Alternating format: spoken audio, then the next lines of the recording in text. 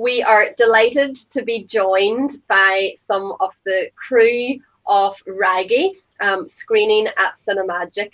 So if you can just both introduce yourselves first briefly, and then we'll have a chat about the movie and all about how it came to be.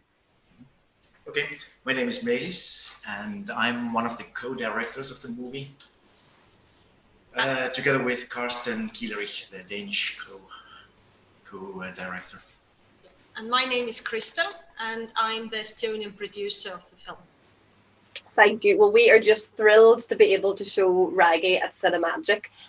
So Kristel, first of all, as a producer, what is involved in producing an animation film? If you can give audiences a little summary of the role of a producer. Well, with Raggie, it was actually quite easy because it's based on a very famous Estonian children's book. So when we came up with the idea to produce a film based on that book, everybody in Estonia were just so excited about it because it's been long waiting to bring Raggie to life. And we were really lucky that our partners from AFM Denmark liked the idea as well. So it was, I must say, it was a very easy start of the production because the story just hooked everybody. And families and young people across the world can enjoy Raggie now. And as you say, it is based on a children's book. So what is the sort of message that is that universal message that audiences can take from the film? Regardless if you're from Estonia or you're from Ireland or the UK. Well, it is a universal story, actually. Yes, I mean, yes, you just took the words out of my mind. Yeah, it's a universal story and something that everybody can relate to. So it doesn't, well, the book itself was written over 60 years ago. It has a bit of an old-fashioned look. And we kind of tried to keep that old-fashioned look. But then again, I mean, the problems in this book or in the film, they are timeless. I mean, they could happen 50 years ago or in the future, 50 years from now. So. Yeah, probably the biggest message is that no matter what, the brother and sister relationship is something that will never ever change. Yeah, and the most important, of course. I know it sounds a bit corny, but all in all, we end up with a nice friendship. And no matter how hard the situation between the siblings are, at the end of the day, they are still friends. And especially in this day and age and this climate is so important for us to have the opportunity to watch films that are heartwarming and uplifting and that can relate to you, to relate maybe back to your childhood as well. So that is so important with the film. And then as co-director, how does that work in an animation when there isn't just one director? Is there a lot of collaboration and working together then very much to have the same vision for the film?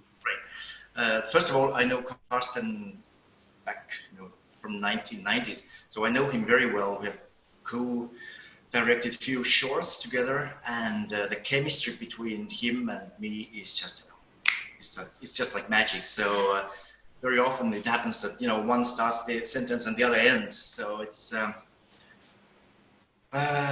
With Karsten, I mean, he's one of the persons I'd love to work more and more. So there has been no problems, and we get to each other's praise just like that. But of course, he always emphasized that, okay, this is your film, you know it better. I'm sort of like suggesting what could be made, and his suggestions, I say 99% were just right on.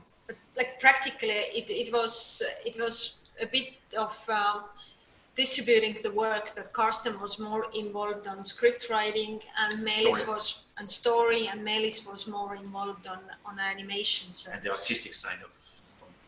Okay, and then tell us a little bit about the Irish partnership with the movie. We're very proud to have that Irish connection, and if you can tell audiences a little bit about that. Yeah, we've been friends and working together with our Irish partners for many years, And this time we worked together with Mo Honan from Ocean Film. And they already actually came on board during the script writing, consulting us and editing the script quite a bit when we were kind of struggling with our, I don't know, 10th draft. And then this fresh look and their ideas helped us to get along. But the film you're going to see now in the festival is in English. And it's the English dubbing has done in Ireland, in Dublin. And with all the Irish cast, so I hope you're gonna recognize some of the voices. Yeah. Yes, absolutely. That is just brilliant, and it's great to know that Mo has been involved in the movie, and we have connections with Mo over the years. So well done on everyone's achievements with all of that collaboration and working across different countries. With animation, could you give some advice maybe to young people who want to get into animation, and just give a little bit of an insight to what it's like working in animation filmmaking? Well, it's all about passion, I guess. Yeah. I mean, if one has passion to the animation, you just have to go for it. Yeah. It's just a wonderful way to bring stories alive, I think. Yeah. And especially nowadays, where animation is all around us. It's not only in films, it's in games, in books even nowadays. So I think if you want to be in animation industry, there is so many options nowadays. So I think it's a good place to be right now. And the film has screened a few months ago in some cinemas. What was the reaction like when it was screened in the cinemas, and that sort of local reaction, especially with it being an Estonian story that people have grown up with? Yeah, we released the film in end February, and the film was running in cinemas for 3 weeks before the overall lockdown. But during those 3 weeks, we were the most watched Estonian feature animation ever. So we were quite lucky to get really good reviews on the film, and we had I think the biggest first weekend ever on Estonian film. So it was a really, really good start. Unfortunately, it had a rapid end. So but of course, I mean, as it's based on a really legendary book, there was also the reviews that found that perhaps the film was not 100% based on the book, but that was then again our intention also to bring it a bit forward, right, on the book. So yeah, I think we should be really satisfied how it went, and it's still living its life. It's now available on all the different platforms here.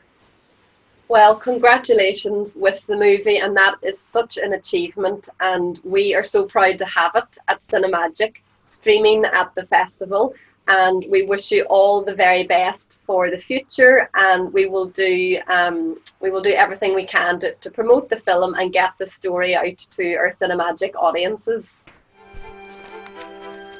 There lived a young girl called Ruby. She had a mom and a dad, and a big brother called Mark. With Ruby's birthday on its way, Mark decided to make a gift for her. Ta-da! So here I am, happy to help. Ta-da! A walking, talking doll. You're funny and clever. Well, you know, I try. Mark thought I was a little on the ragged side. I do look kind of raggy, don't I? But who wouldn't love me? I am Raggie!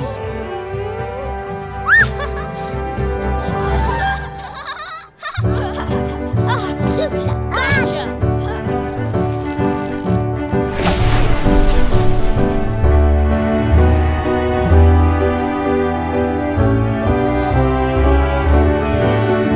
Off you go!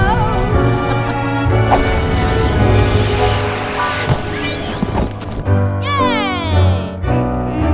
A talking talking doll? You've got to be kidding me. Well, Mr. Smarty Pants, Grandma says if you close your mouth and open your heart, even you might just actually hear something. Mm-mm. Thanks for watching, and don't forget to subscribe.